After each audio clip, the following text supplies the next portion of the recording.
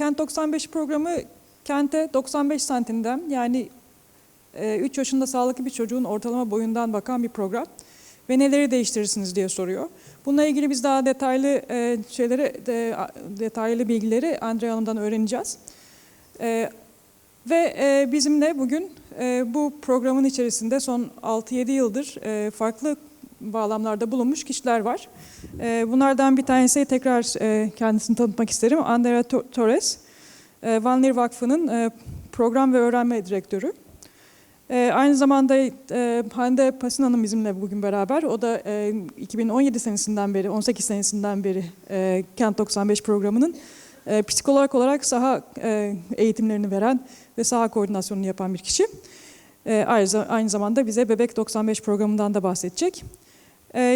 Yurt dışından da iki misafirimiz var. Bir tanesi Larissa, bir kent plancısı ve Fortaleza Brezilya'dan bizimle beraber. Ve de Muhammed Bey bizimle, kendisi Ürdün'den, İrbit Büyükşehir Belediyesi'nden bizimle beraber orada bakım işleri müdürü olarak çalışıyor. Şimdi ben sözü önce Andrea Hanım'a vermek istiyorum. Andrea, ve bundan sonra da İngilizceye devam edeceğim moderasyona, ağırlıklı olarak misafirlerimiz İngilizce konuştuğu için. Andrea, I'd like to give you the word to you now to tell us a little bit about what Urban 95 is and why it is important that we look at cities from 95 centimeters. Thank you very much. I will start again as this morning, thanking the translators for doing this. Anybody was in the session that I was this morning? I hope not, because you will listen to some things again, but I will try to do it differently. Maybe I said it in Spanish, so that could be very different.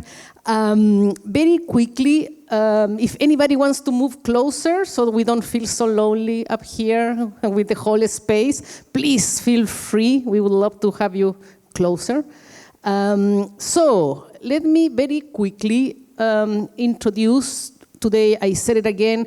For me, there are certain things that I like to repeat and repeat because I think it's kind of like making the point that I know, probably because you are here, that you are also very convinced of it, but still, I think it's a good point to say it.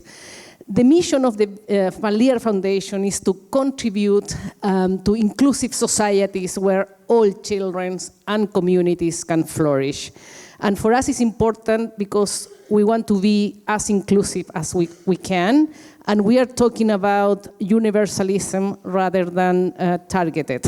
We are not talking about only vulnerable populations, we are talking every child, every family, the first best start in life. So, probably you, especially if you come from the urban side, you know this figure, more than 1 billion children live in cities, and that figure is only growing. So cities are a space where today's babies and toddlers are growing, and their families are either struggling or thriving, depending on the city and the urban environment. And this is also probably if you are a mother or a father or an uncle or a grandparent or your best friend's cool aunt, you probably know that babies, toddlers, and parents really experience the city in a very different way. So I want to share this video. I cannot put it myself, so I would, I don't think I can, right? No, I can't.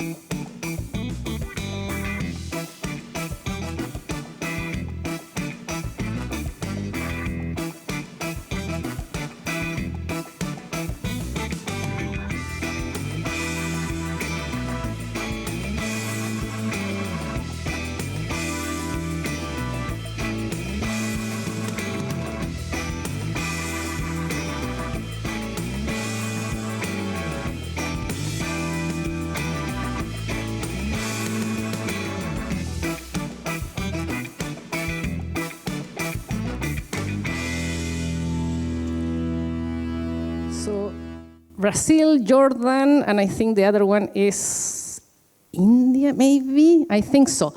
But the whole thing is, can I have the presentation back? The whole thing is that children's, babies and toddlers really experience this city differently. And especially babies and toddlers, they depend on their parents and caregivers for everything, as you could see. They are not wandering around the city by themselves. They need parents, and of course, when parents move around, when a child is very different if I'm moving alone and I go straight where I want to go. So Selva was asking if you could experience your city from a 95 centimeters, and again, this question, you have seen it over and over. We really want you to get out of here and think, if I could see the city from this perspective, what would I change, and how would I experience the city? So early experiences really shape the brain and the future of children. And I don't want to, actually, because also we have an expert on early childhood development, but I just want to make the point that decades of research from public health, neuroscience, and economics shows that investing in babies and children's early years can translate, and I'm just going to give a couple of examples, better health. It has been demonstrated that an adult can have heart diseases, diabetes, and a lot of other health-related issues because of the experiences that that adult had when that adult was a baby. So imagine the impact of what you do or you don't do when babies are babies. Greater ability to learn and work with others, and higher incomes in adulthood. So very quickly, brain building. There are more than 1 million synapses made in a baby's brain every second. And those connections are the basis for emotional development, cognitive development, social skills, physical skills, for a lot of things. The thing is that we also have a problem. More than 250 million babies, children under 5, in almost every country in the world, are not receiving the care that they need to fully thrive and to fully have their best development. And the potential, and this is an estimation of the return of investment for each dollar that you put in the early years. And we are talking about $6.4, 40, and 17. Of course, if I tell you, like, I put $1 and I'll give you back, you put $1 and I'll give you back 17, of course you would do it. The thing is that this is a return that takes years to come. So sometimes we just get into the present and not looking at the future of this super big investment. Very quickly again, the importance of the early years, and this comes to the cities and the experience. Babies absorb 4 more air pollution than adults, and the exposure starts during pregnancy. So that is another factor of when cities have, for example, high levels of pollution, the impact on children's development. Or, I think I said it today in the morning, toddlers need double of amount of time to just cross the street.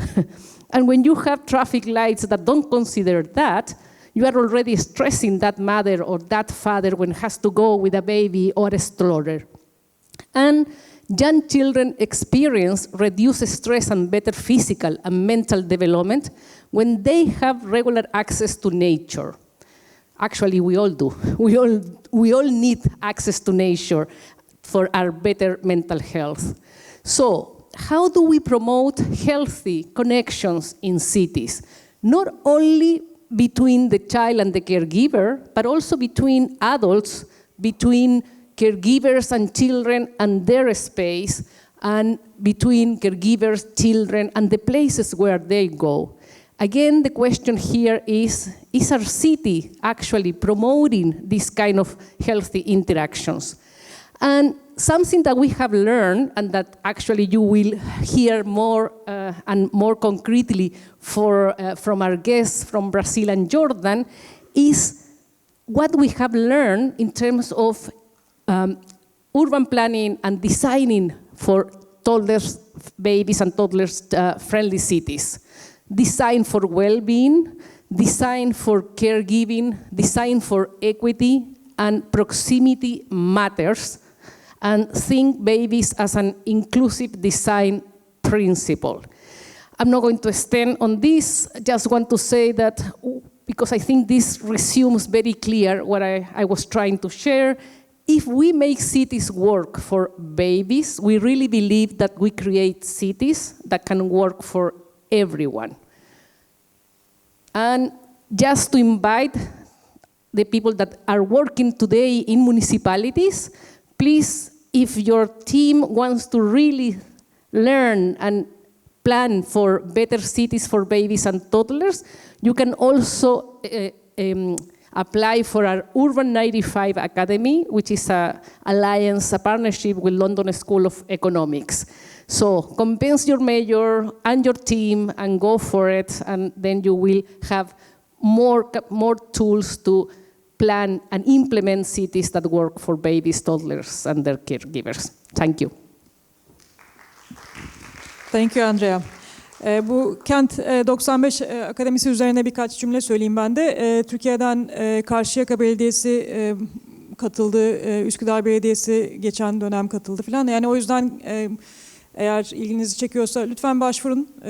Eğer iyi bir ekip kurarsanız ve iyi bir projeyle gelirseniz dahil olma şansınız çok yüksek. Thank you for that presentation, Andrea. Thank you for kind of positioning the importance of babies in cities. Now, I would like to turn to Larissa now, because Fortaleza is one of the cities that has started with the Urban95 program, actually, quite a while ago. We would love to learn from your journey and your best practices. Would you like this and stand up, or would you like to? Yeah, I can choose in between. Okay. So, hello everyone. Let's see how is more comfortable. Oh, let's start. I am from Fortaleza, as you can see. Let me see if I can do it. Yeah. So, hola, hello, and merhaba. I hope that the translator don't betray me. And this is Fortaleza. What is a beautiful place. You are all welcome there, but not always it is like this. And today I'm here to share a little bit of our experience or even our experimentation, if it's possible. And where we are here in the corner, in this corner, the extreme corner of the northeast of Brazil, the closest point from Europe. And to talk about our context, I only need this image, because in this image you can realize how fast we grow up and how informal it may have been, and how many problems we can get with this kind of growing of the city. So we had this central part that is very well planned, and all the rest that is not well planned. And you can imagine all the problems that it brings to everyone. So I'm not showing all the maps, but the only point that I need that you realize to understand my experiences is that in that dark point, we have the most rich people in the best conditions of the city. And in the yellow part, I mean, in all the rest, we have not so good conditions. And Andrea was talking about the right to nature, and not everyone has the same right. We have the heating issues, and we have a lot of inequality in our territory. And this means that some people has everything green close to their house, and some others have zero green close to their house. And that's the reason why we needed to change this reality. So we are talking about what we are calling experimental microurbanism. And we are talking about doing very small, just a few points, but can become bigger. And the two examples that I have are the microparks and the naturalized schoolyards that are usually small places of the city, but usually they are gray, and we are becoming them green and making them get closer to the people. So usually microparks are vacant land, public vacant land, underused, that we are changing the way of they are to make it park close to the people, mainly those people that are in that yellow part of the map. And the same principle is used in the backyard of the schools. So I have images as the best way to show this, how it used to be, and what we did to change before and after. With the support of the community, we were changing the way that we are leading with the environment, with the plots, and that was only one place, but we could scale it to everywhere in the city. And it affects directly the environment, the education, and also the early childhood. And works, it makes some impact, for instance, even in the quality of the air. So these are the two first experiences, but we were putting it everywhere. As you see in this image, actually we are under process, multiplying it. And for the naturalized schoolyards, I'm only showing a couple of images because we are following the same principles. So as 1 in 2 or 2 in 1 examples. Then we are in this process of making and learning and multiplying and using interventions, data, and urban pedagogy. And what should be only one is taking all the city nowadays, and we are with the work in progress under transformation. Tejaculá. Yeah, that's a very difficult word. So thank you so much, Larissa, for sharing like 2 very concrete examples from Fortaleza. One, the microparks, and the naturalized school gardens. Now we invite Mohammed from Greater Irbit Municipality, also to share their best practice. Thank you, Silva. Thank you all. Good afternoon. This is Mohammed al-Nimrawi. I need the pointer. Okay. From Greater Irbit Municipality. Today we will talk about our experience and the support we get from the Van Leer Foundations. So, Irbit Governorate is in the north of Jordan, and has a 2.2 million population, and we have almost 100,000 registered Syrian refugees, and also we have less than 500,000 kids aged from 0 to 9. The Greater Irbit Municipality is the second largest municipality in Jordan. It serves 1.4 million people, and it has 30 public parks. So, with this large number of children, the municipality has a critical role to ensure that the neighbors meet the needs of children and their caregivers. The partnership with the Van Leer Foundation was established under the Urbanites program, aiming to integrate the need of young people and caregivers into the municipal services and urban development. The partnership started in 2022. So, the key program which we worked on, the first one is the Urbanites program. We focused on improving the pedestrian infrastructure and the sidewalks around cities, around parks and schools.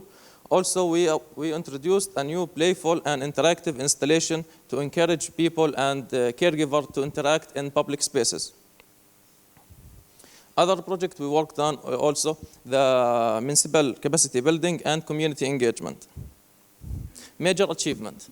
One of the major achievements we did was establishing a specialized municipal unit, the ECD unit, which is the early child development unit.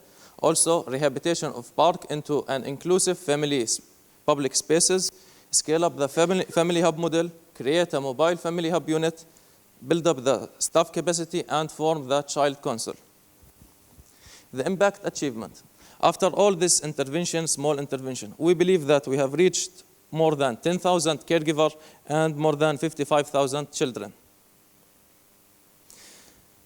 Pop-up play in public spaces. We believe in Irbit that the pop-up play is a very important tool. because it's a free way of playing, it's interactive, it's encourage people to build, encourage children to build their confidence and explore more. We have conducted more than 72 pop-up play events across parks and also inside some school also. Rehabilitation of park. Some of the parks has been rehabilitated. The three major ones, which is the Al-Ashrafiyya Park, Hakama, and Dahiyat Al-Hussein. A new playground equipment has been installed.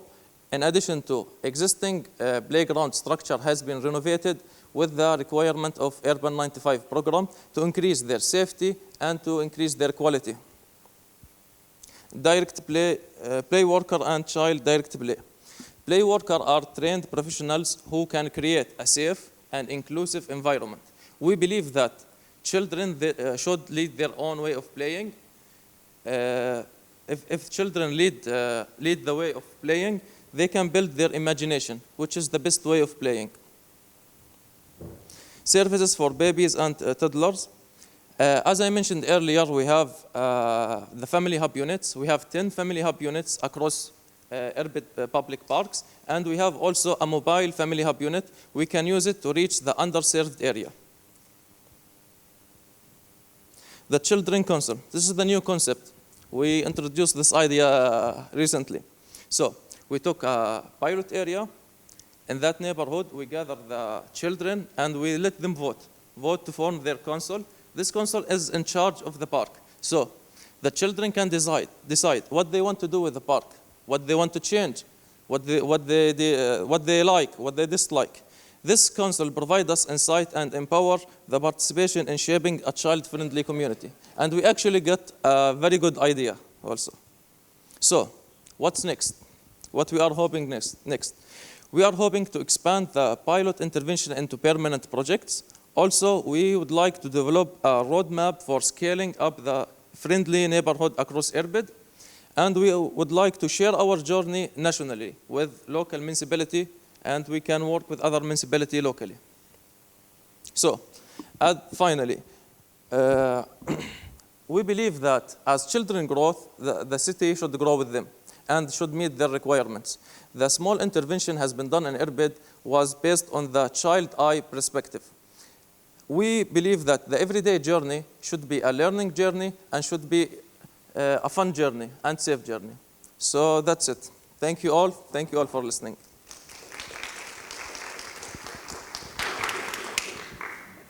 Thank you very much, Mohammed. I would love to have a little discussion now as cities from a sort of a different, but actually also similar context.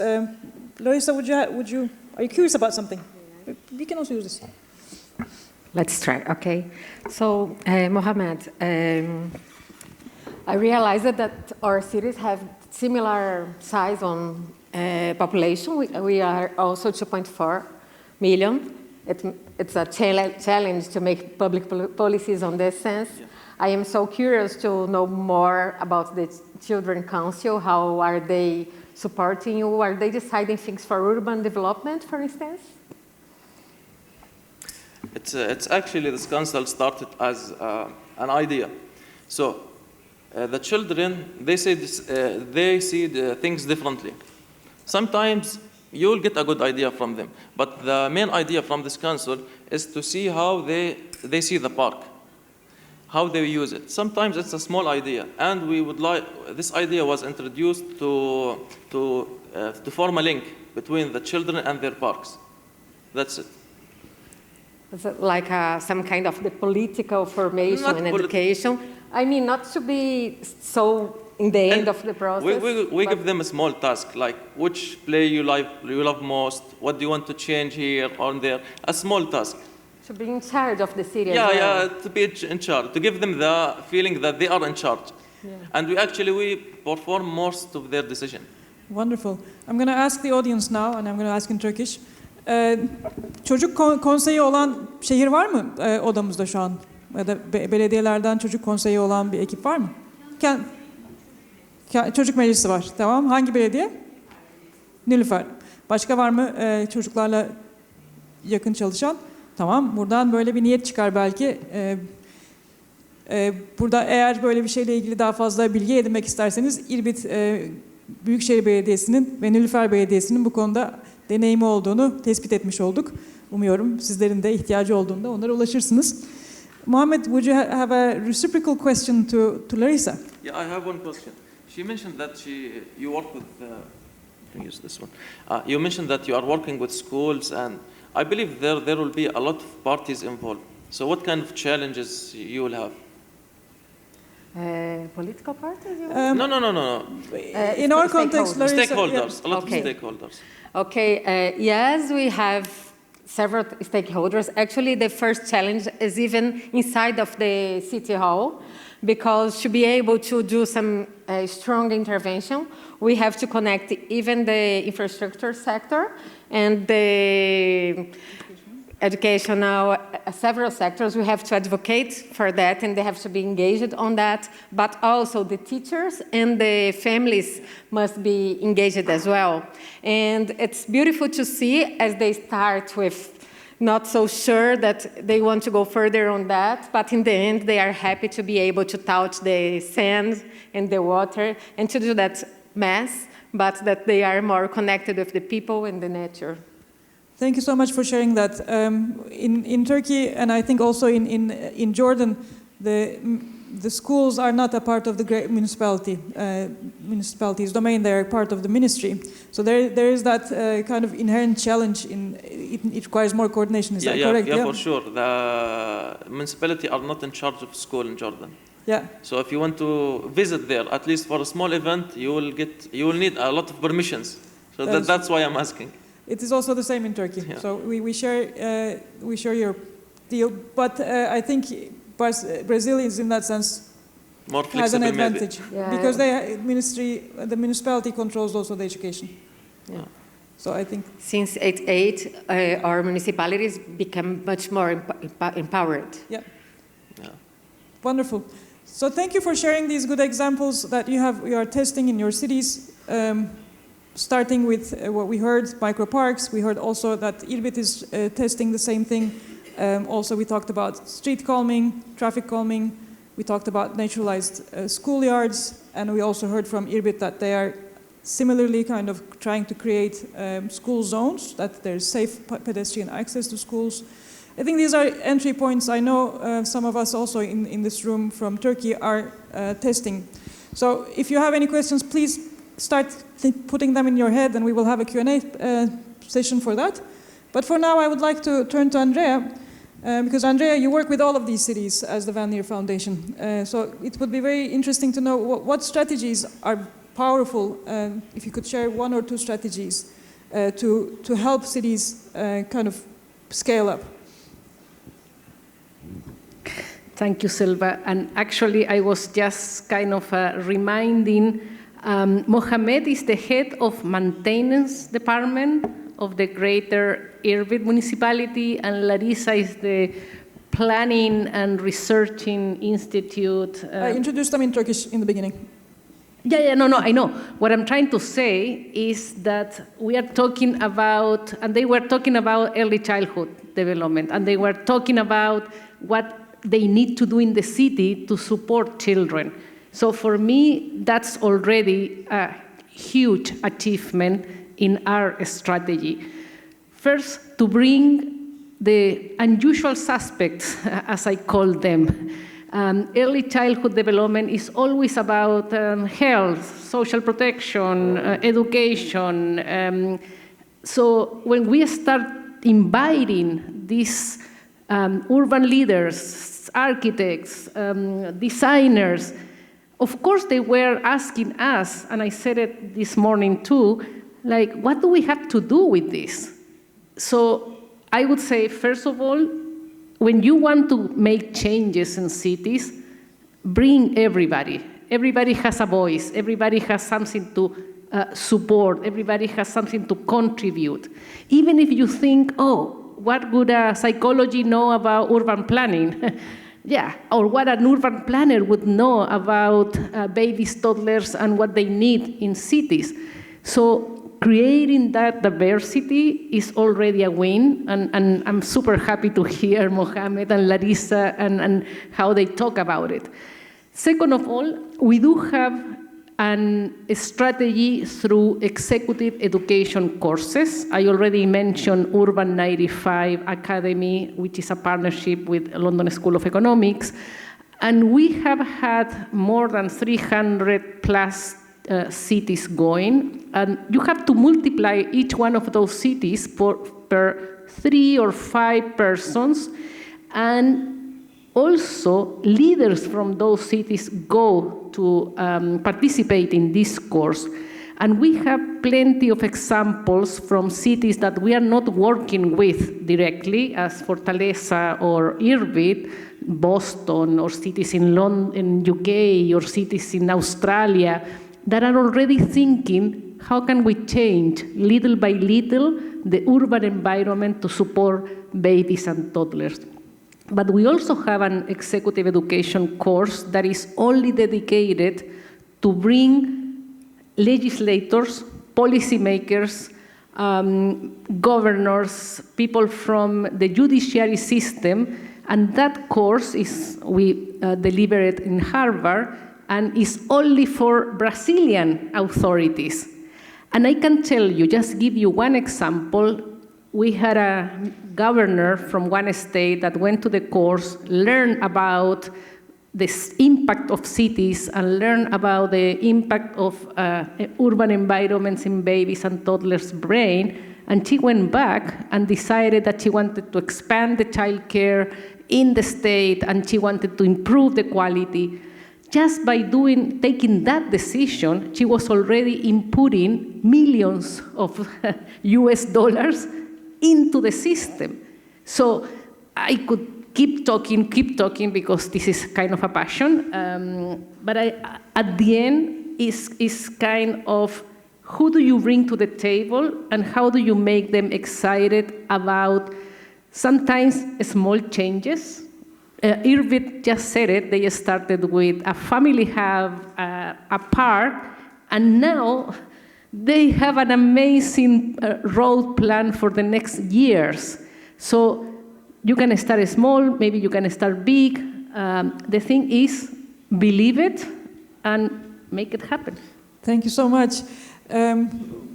I'll switch to Turkish now. Şimdi Andrea executive eğitimlerden bahsetti. Yani yöneticilere yönelik hazırlanan eğitimlerden.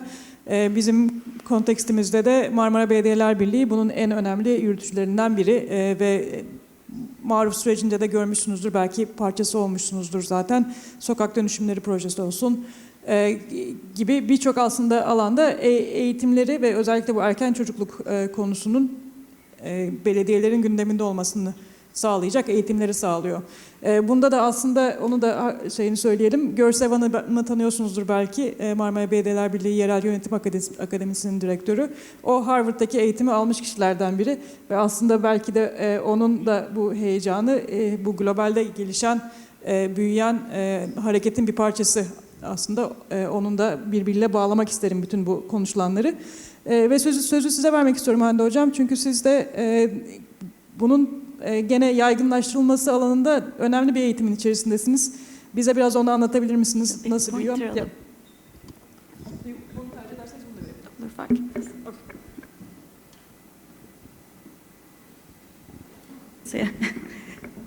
Evet, Bebek 95, Kent 95'ten 95'i çaldık. Merkezimizi öyle kurduk. Yani hamilelikten 95 santime gelene kadar ki erken çocukluk bölümünü kapsıyor. Biz Bernard Van Leer Vakfı, Superpool, TESEV, Boğaziçi Üniversitesi olarak Kent 95'in ev ziyaretleri bölümünü, yani ailelere dokunan bölümünü uygulamak üzere yola çıktık. Ve 4 tane ilçe belediyesinde etki araştırması yaptık. 2 haftada bir aileyi ziyaret edilen, annenin ziyaret edildiği yarım saatlik görüşmeler var. Burada ev ziyaretçisi bilgiler tabii veriyor ama öğretmek amacıyla değil, anneye yol arkadaşlığı yapmak amacıyla bilgiyi uygulayabilme becerisini geliştirmek için yanında bulunuyor. Annenin ruh sağlığı, anne-çocuk ilişkisi, ebeveynlik becerisi ve beslenmenin içinde olduğu çocuk gelişimini desteklenen bir program. Hedefimiz aslında amacımız annede değişim yaratmak. Yani bir davranış değişikliğinden bahsediyoruz aslında. Bu da çok kolay olabilen bir şey değil. Bebek adımlarıyla oluyor ama annenin zihnindeki çocuk resmini ve ebeveynlik davranışlarında değişiklik yaratabilirsek bu uzun vadede çocukta ve annede çok büyük etkiler ve değişimler yaratabiliyor. Biz 4 ilçe belediyesinden sonra İstanbul ve Karşıyaka'da yaygınlaşmaya başladık ve Boğaziçi Üniversitesi'nde Bebek 95 birimini kurduk ve akabinde İzmir ve Şişli 95 ekibimize katıldı. Tabii bu arada şu var, saha o kadar dinamik ki saha desteğiyle devamlı düzenli olarak ekiplerle görüşerek sahada gereken ihtiyaçları çok kolay öğrenebildik. Ekiplerin de ihtiyacı olan o malzemeleri verebilmek için ev ziyaretlerinin dışında baktık aynı anda birçok sorun geliyor sahadan. Seminerler, halka açık seminerler oluşturuldu. İşte oyun, beslenme, uyku, ekran zamanı gibi.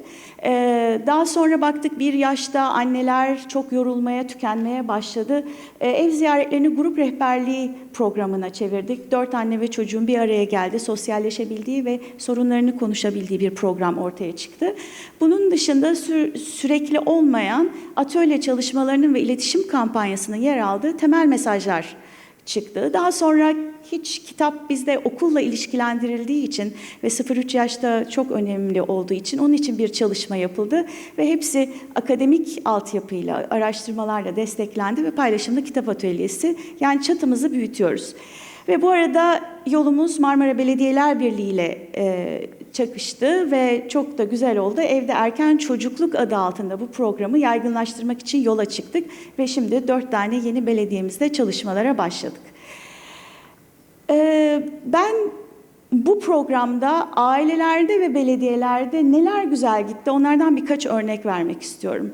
Ailede şunu gördük ki anneye 2 haftada bir anne için biri gidiyor, nasılsın diyor, onunla konuşuyor, onun ihtiyaçlarına göre bilgileri veriyor. Anneler çok değerli hissettiler kendilerini. Çünkü biz ev ziyaretlerini risk grubu ailelere yapıyoruz ve gerçekten görünmez olan kadınların çok olduğu bir ortamda çalışıyoruz. Değerli hisseden anne ev ziyaretçisine güven duymaya başladı. Güven duydukça söylenilenleri uygulamaya başladı. Uyguladıkça çocuğundaki ve kendindeki değişimler başta kocası ve kayınvalidesi olmak üzere geniş çevrede görülmeye başladı ve takdir edilmeye başladı. İşte bununla beraber kadında özgüven, annede özgüven yükseldi ve yükselince diğer çocuklarına, eşiyle ilişkisine, geniş aileye, arkadaşlarıyla ilişkisinde etkiler görmeye başladık sahada. Bu çok değerli fakat tabii uzun soluklu bir değişim. Belediyelerde bu programın en güzel tarafı ne oldu? Tabii bebek kanalıyla bir eve giriyoruz ve güven de oluştuktan sonra anne her türlü sorunlarını ev ziyaretçisine yönlendiriyor. Tabii ev ziyaretçisi bu yükü almıyor fakat gidip süpervizörüne bunları ileterek yönlendirme haritası, yani belediyede bu sorunlar için, bu ihtiyaçlar için belediyede nereye gidebilirler diyerek yönlendirme yapıyorlar. Tabii burada belediyede hizmetler olmadığı zaman tam hedefe uygun hizmet üretme imkanını sağlıyor. Yani belediyenin aslında kaynaklarını daha güzel harcamasını, kullanmasını sağlıyor. Her zaman dediğimiz gibi eğer hikayenin başını değiştirebilirsek hikayenin sonunu da değiştirebiliriz. Teşekkür ederim. Çok teşekkür ederim Hande Hocam. Şimdi sizlerden de sorular varsa yavaş yavaş onları da almaya başlayabiliriz. Türkçe ya da İngilizce nasıl isterseniz sorabilirsiniz. Öteki türlü biz burada konuşmaya devam edeceğiz.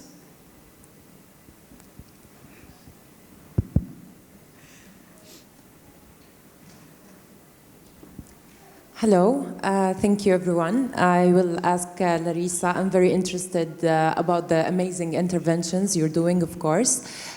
My question is about the policies, like the effort behind it. How long did it take to push these policies to make it part of your plan? And the second question is around the number of the schoolyards you're planning to do, the naturalized schoolyards. Very interested to hear about it. Thank you. Bir soru daha alalım. Maybe we get one more question so we can answer them together. Yeah, burada bir tane var.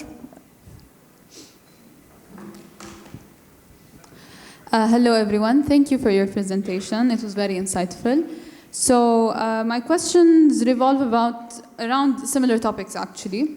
So primarily, I'm curious about the possibility of measuring impact. So these cities in which these projects or the policies of Urban95 have been applied are very different. They have different contexts, different climates, different cultures. So how are we really measuring this impact? This is the first question. And a follow-up question which may help us discuss this issue better is there any case where applying these Urban95, let's say, policies or strategies did not yield the expected results? Thank you. Yeah. Thank you so much. Okay, so we'll start with the question directed to you, Larissa, and then we'll take the data and impact question afterwards.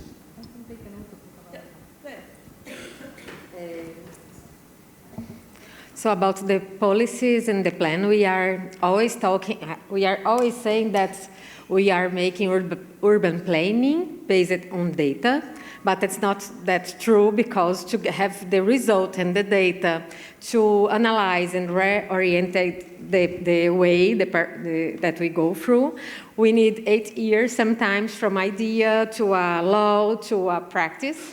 So this strategy to have these micro experiences is a way of planning, making it. And we are trying to incorporate it in our urban planning process, even in a broader sense. So we are working on micro area with micro data and making it became bigger, but after analyzing what had impact or not, what was really helpful or not, what we are able to do bigger. And as you know, we are talking about innovation usually, so we don't know exactly what are going to be the results with, for instance, when we work with nature-based solutions. So with 2.4 million of inhabitants, we cannot say, okay, since now we are going to have NBS, nature-based solution, in all the city. Let's do a bidding process for a big company. We cannot do like that. So we are changing the method of planning and bringing it as a practice and trying to register everything to have some kind of continuity, even if we change the mayor, you know. Maybe just to reiterate, part of the question was about numbers, how many you are targeting next year, or how many you have targeted. Okay. Could you share some numbers for that? Yes, we have, in our city, we have 12 regions. Then we were starting the school backyards with two samples first, then 12. And the intention is to have 120.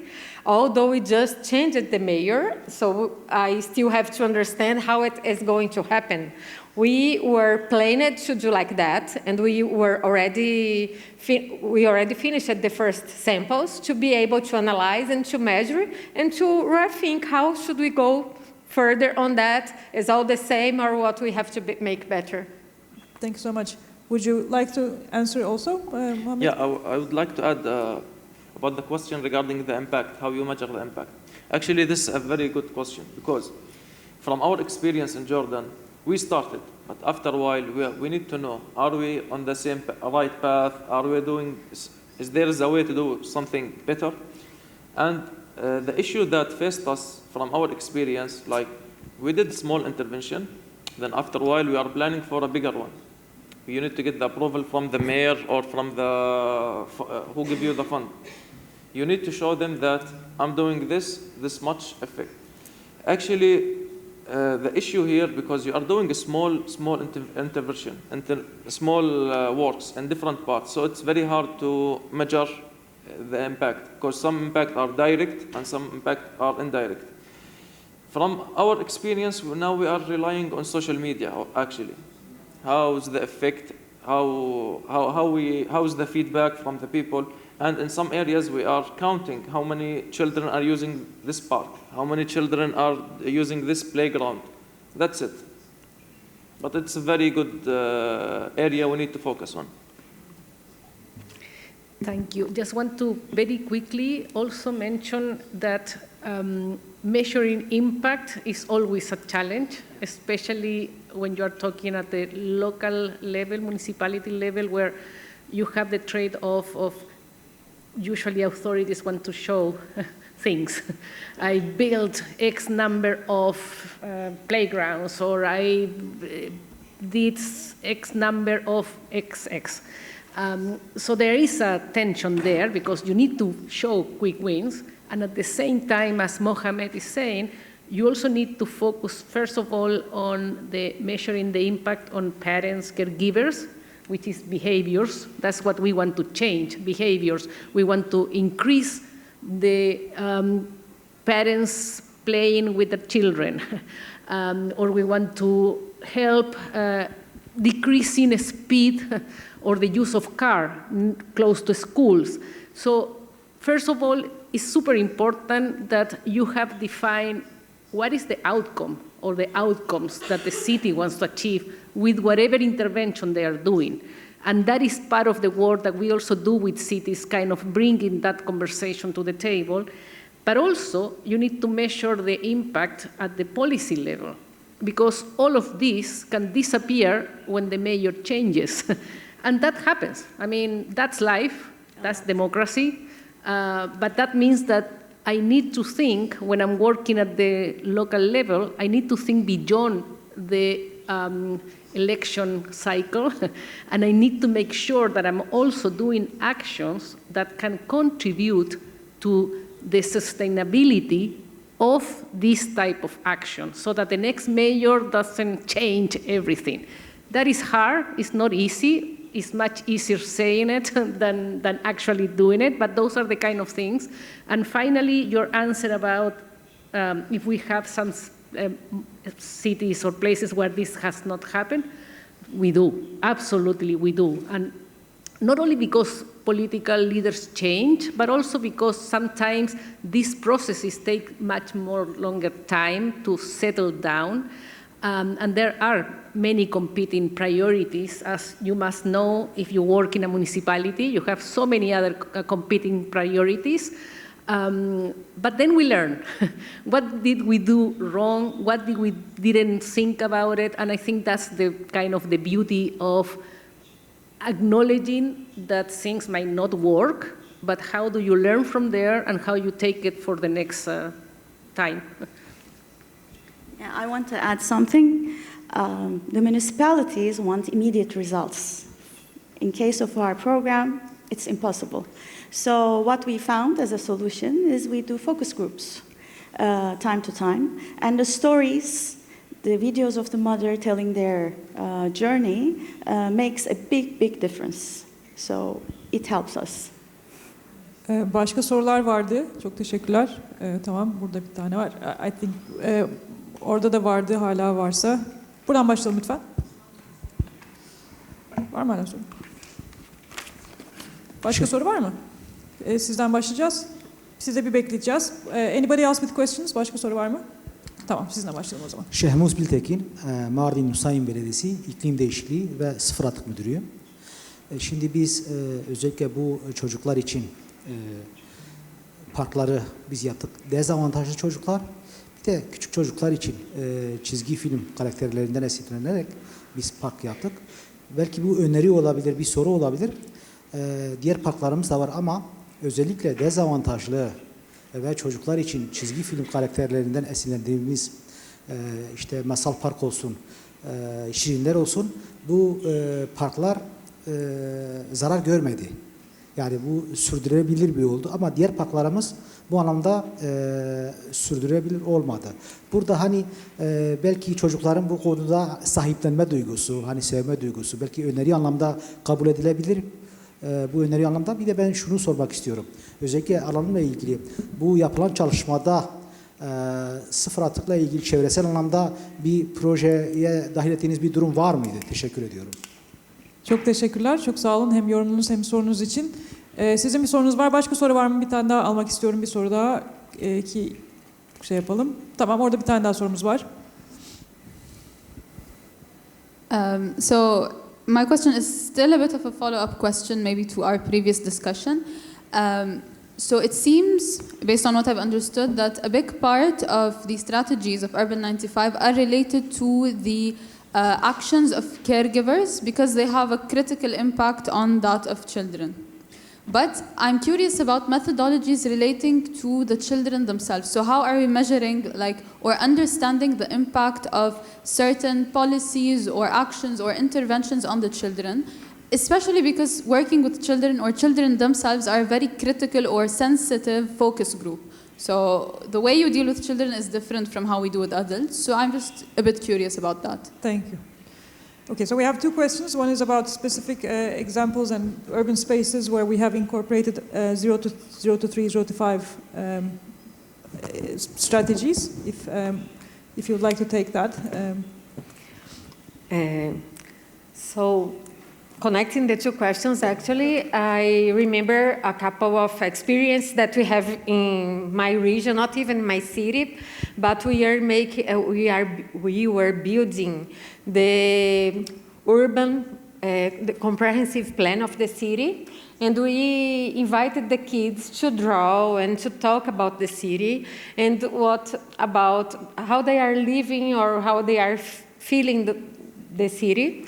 And I remember that some colleagues from Urban95 were sharing that they asked the kids only, what are your favorite fruits? In Brazil, Ceará is a very dry region with very specific fruits. And the two best fruits for the kids were fruits that we don't have there, that we have no trees of that there, that were grapes and apples. And we have a lot of banana, we have a lot of watermelon, so many other fruits. Then it was some very interesting point because at first it's not so connected with the urban planning, but in the end of the day, how are the trees, how are the fruits connected with the daily lives of them? I think that it was an interesting experience. And regarding to the climate issues, again, because the fruits and the trees are connected. Some other points that in our conversations we were talking about is about the quality of the air that impacts a lot on the kids and how it is easy, and now I know that it's also cheaper to evaluate the quality of the air and how big can be the impact if we use some kind of, I don't remember the name in English, the small trees, the impact that the small trees or the green filter can have in the quality of life of the kids, of the air that they breathe. So they are two specific activities or references. Thank you so much for sharing. Would you like to add? Okay. If you do. Okay, later. Yeah. Can I quickly take the question on measurement, which is super good, and probably Hande can speak more on the technical piece. We are not asking cities to measure children's development because actually that's a medium to long-term measurement that requires specific tools like Bailey's or some other kind of psychometric tools that we are not asking cities to do. And also because they are more expensive and you need observation. And usually cities have, either in the public health sector, they do checkups and they do measurement of children's development. So you have a lot of good information there. And because we make an assumption that is very evidence-based in research, which is that parental well-being is a very good proxy for children's development. So if parents are doing okay, usually children are doing okay. But that is an assumption in terms of the work of cities, and assuming that cities also have other moments in education, childcare, and health, where they are actually measuring either children's development or other aspects of children's development, like vaccination or breastfeeding, or I can name more, but I just wanted to clarify that, and I hope I did.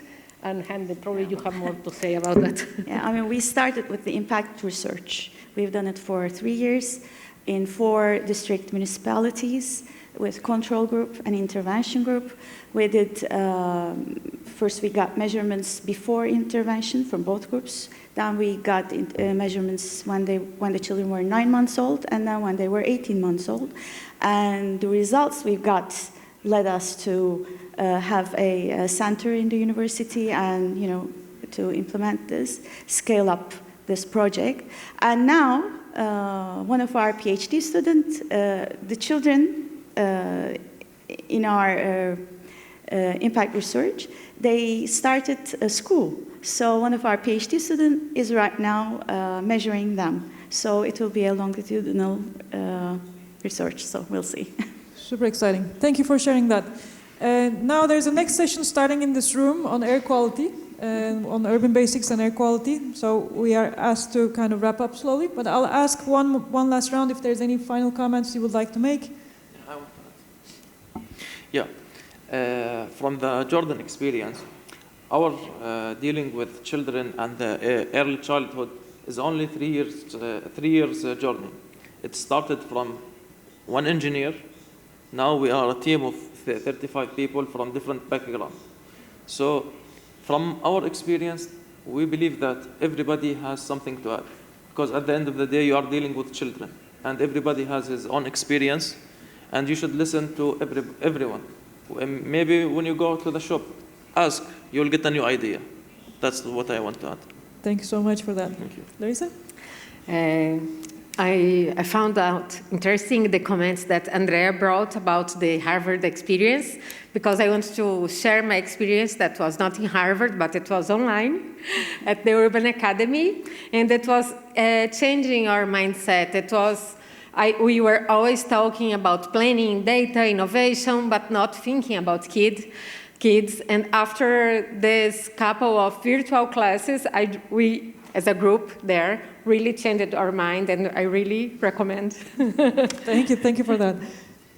I'll just use the motto of the forum.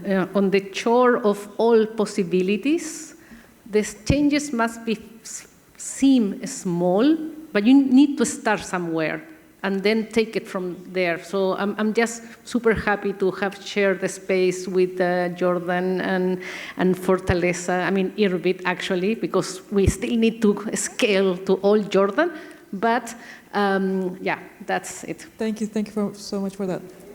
Well, I see Urbanites like a puzzle. Every one of us is a part of it. When you said everybody should be in it, if one piece is missing, it doesn't work well. So I'm so happy to share this stage with you. Really, I feel like a family. Çok teşekkür ederiz.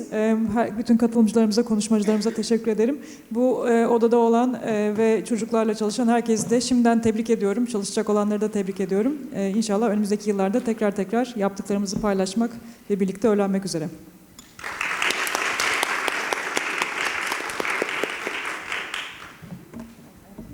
Thank you. Selva Hanım'a ve minik kentlilerle ilgili konuşan herkese teşekkür ederiz. Şimdi kaldığımız yerden devam edeceğiz. Bundan sonraki oturumumuz temelleri sağlamak, nefes hakkı. So, for the urban basic right to breathe, I would like to call Mr. Sean Maguire and Bavrin Kandari here on the stage. Sean Maguire is the Executive Director, Strategic Partnership of Clean Air Fund, and Bavrin is the founder of Warrior Moms.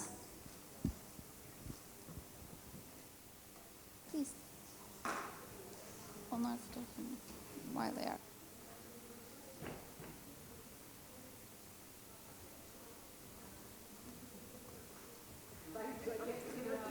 Yes,